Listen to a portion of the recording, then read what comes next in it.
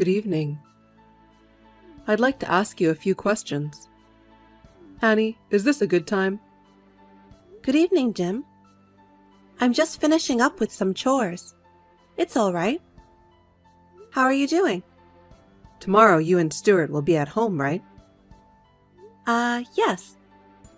Stuart, who works in another city, is coming here for a meeting at the head office, so he will be home from tomorrow until Saturday or Sunday. Since it's so important, I'm taking a day off tomorrow too. So we'll both be home all day tomorrow. If you don't mind, I was thinking of showing up too, if that's okay. No problem, but are you coming alone? Yes, I am. You see, as you know, Annie, Stuart hates his mother's meddling terribly.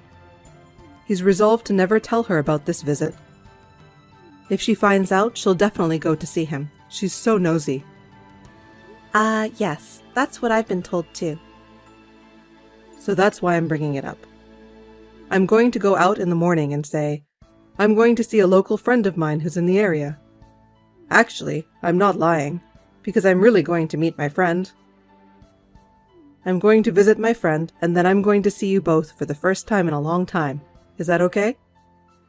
I see. No problem. Well then, I'll let Stuart know the plan.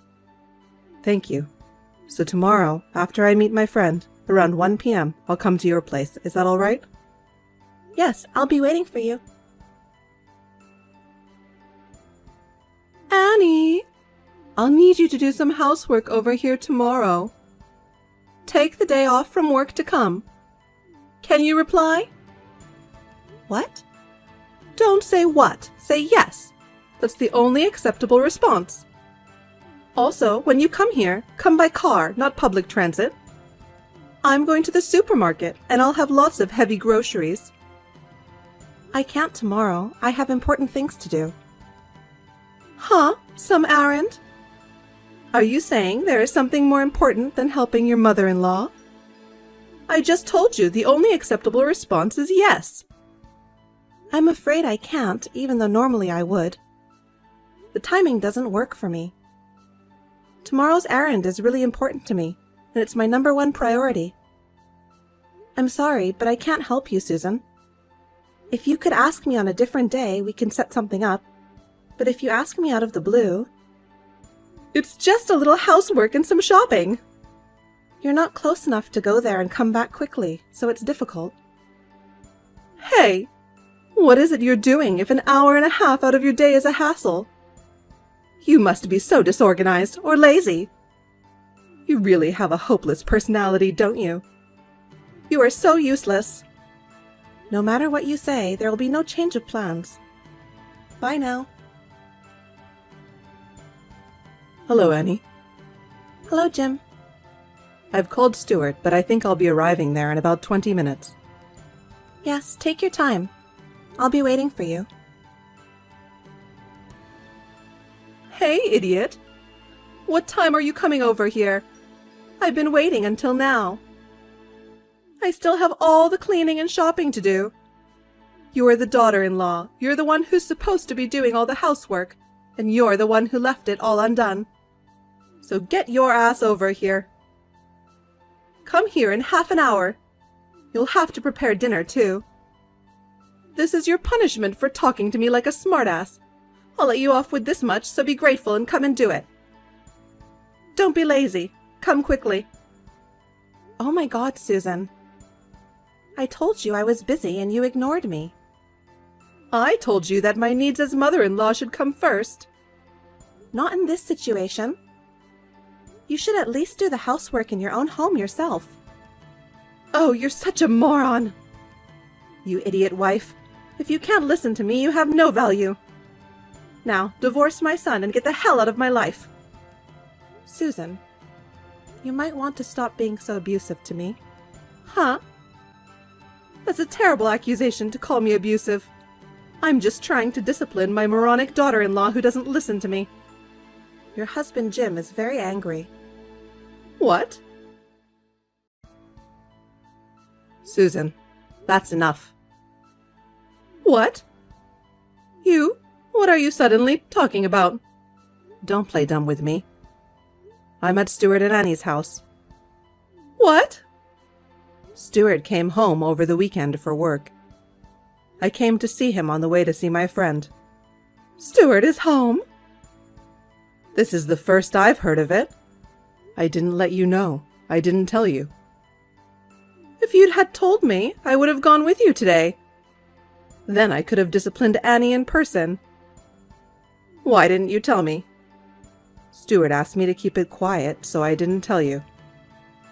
Stuart did? Why? He's not the kind of boy who would cut his mother out of his life, is he? You're still unaware, huh? Unaware of what? That Stuart is annoyed by you. What? Being annoyed by me? That can't be true. I've loved him so much ever since he was born. How can a mother's love for her child be so deep and he can't feel that? You should realize that your mother's love is actually your own self-indulgence. Stuart is fed up with all your interfering, even after he's grown up. How can you say that? You're the one who should have done something as Stuart's father. What about you?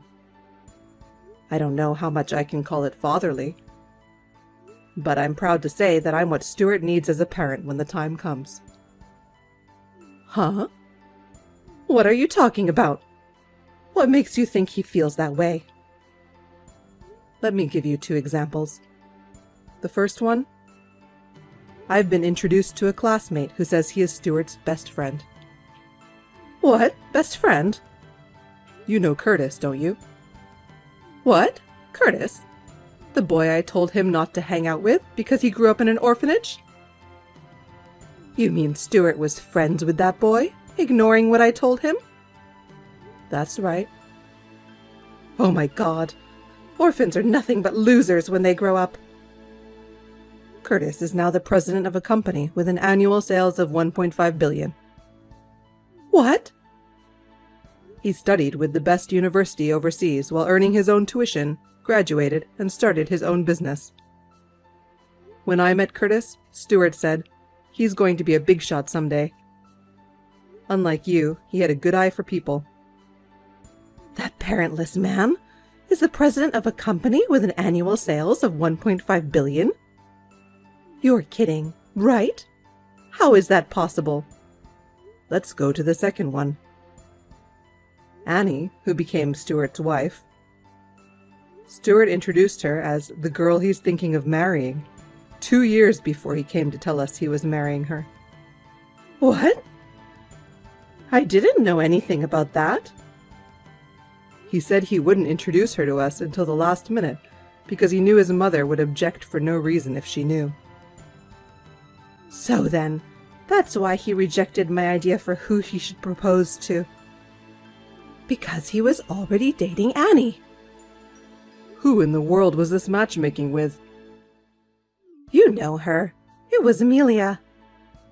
Huh? You mean that Amelia? Yes. She and I worked at the same part-time job and we got to know each other very well.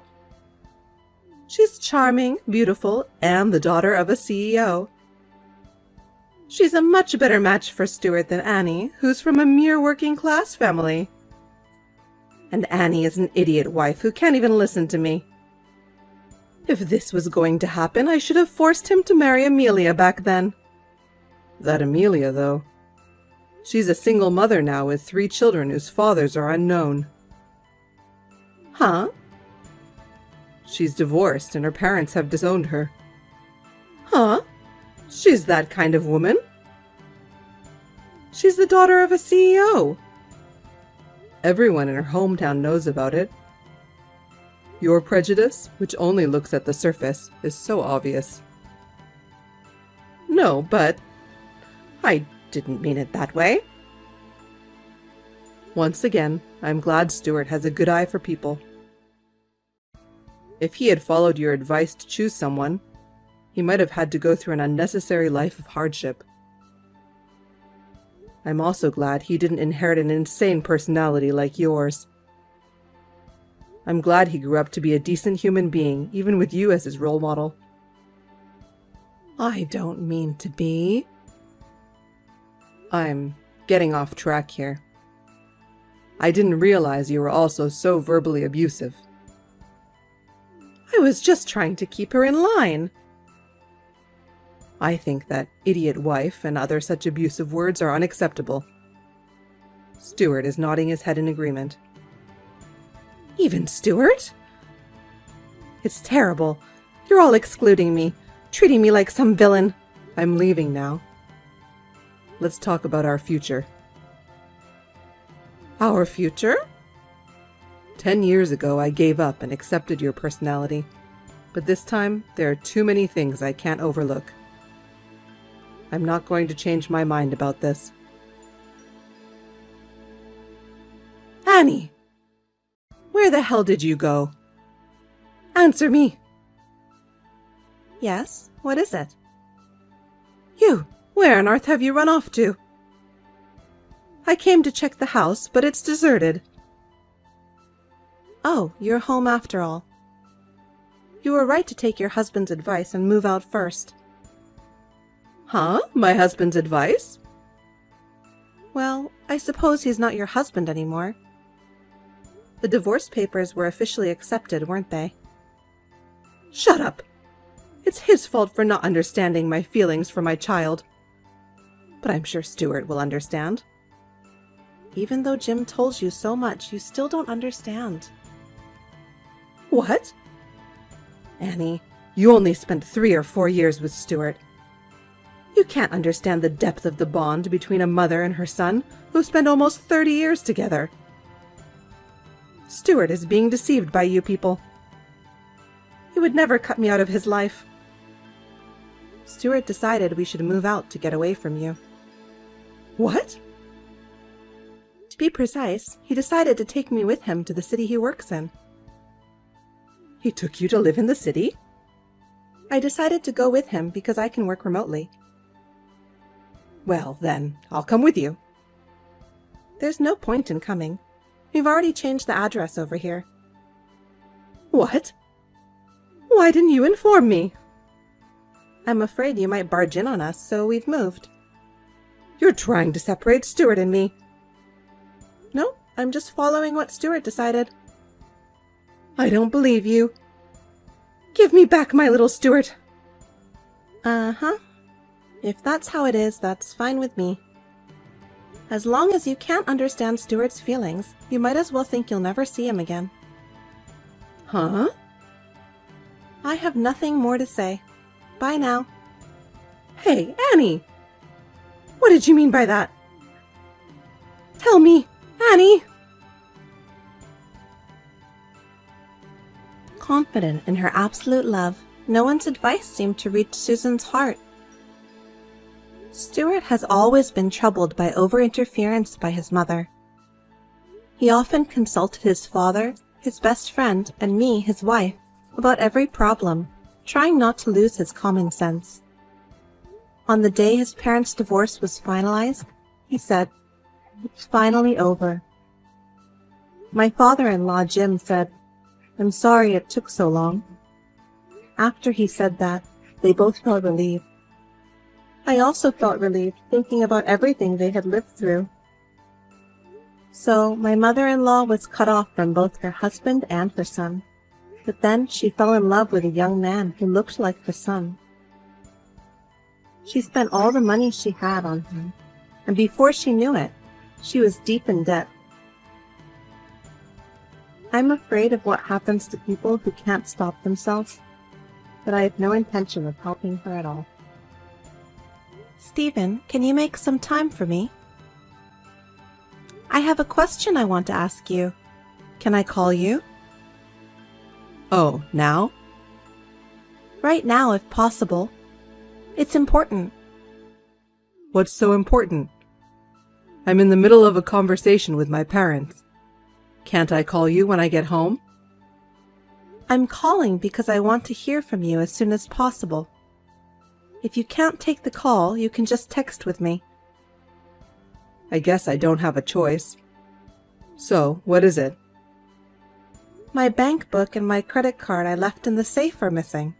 Do you know anything about it? They were definitely there last week, but when I looked just now, they're gone. Did you move them somewhere else? Oh, about that. I withdrew the entire amount in the last few days and gave it to my dad. What do you mean? All of it? That was $30,000, wasn't it? Why did you do that? Look, I'm rebuilding my parents' house. They said it was $25,000 more than they had planned for some reason. I looked at the bank book in the safe and found your $30,000, so I thought it was perfect. Oh, and the other $5,000 is to cover the sales tax. Why are you taking my money without consulting me? And why are you using it to rebuild your parents' house? Well, we're going to live together in the future.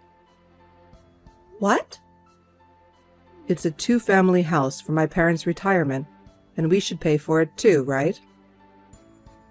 Wait a minute. What do you mean, live together? Huh? I don't have to explain it to you, right? We are the eldest son and daughter-in-law. We're supposed to take care of our parents when they get old. So it's only natural that we live with them.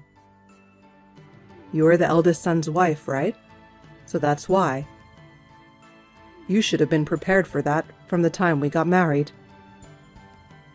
What are you talking about, Stephen? I really have no idea what you're saying.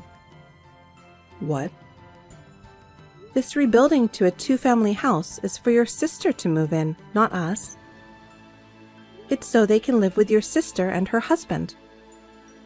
What? Why would you think that? We talked about it when we got together in the summer, right? Your sister's husband, for some reason, wants to leave his parents and move in with yours. So, because of that, we discussed them living with your parents. You said, okay, and kind of gave the go-ahead. Don't tell me you don't remember that. Huh? What's that about? I know he was going on about something, but was it about moving into that house? I don't remember that at all. I remember you were drunk the whole time, drinking in the middle of the day. So you didn't think anything of it. That's, Your father and mother are more comfortable with their own daughter. So, in other words, they'd prefer to live with her rather than me.